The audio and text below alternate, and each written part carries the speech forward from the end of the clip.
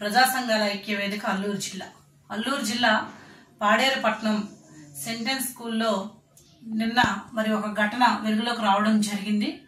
అదేంటంటే మరి సీనియర్ విద్యార్థినులు ఎవరైతే ఉన్నారో వీళ్ళు అతి దారుణంగా ఒక జూనియర్ బాలికని మరి విద్యార్థిని వేధించి కొట్టడం జరిగింది.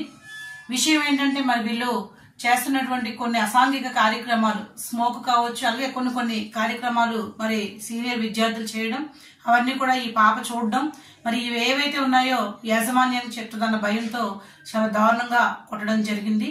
ఈ ఘటనని ప్రజా సంఘాలు, అల్లూరు జిల్లా ప్రజా సంఘాలన్నీ కూడా తీవ్రంగా మేము ఖండిస్తున్నాం. అలాగే అల్లూరు సీతారామరాజు జిల్లా విద్యాశాఖ కూడా స్పందించాలని, విద్యార్థులకి రక్షణ కల్పించాలని, అలాగే ప్రతి స్కూలు కళాశాలల్లో కౌన్సిలింగ్లు ముఖ్యంగా ఏర్పాటు చేయాలని, అవగాహన కల్పించాలని చెప్పి మేము కోరుకుంటున్నాము.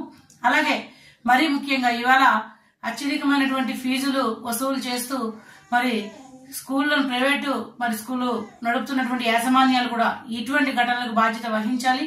ఇప్పుడు ఏదైతే మరి సెంటెన్స్ లో జరిగినటువంటి ఘటనకి యాజమాన్యం అంతా కూడా మరి ఈ ఘటనకు బాధ్యత వహించాలని, లేని పక్షంలో ఖచ్చితంగా విద్యార్థి హక్కుల కోసం మేమంతా కూడా పోరాటాలు చేస్తామని చెప్పి మరొకసారి ఈ సందర్భంగా నేను తెలియజేస్తున్నాను.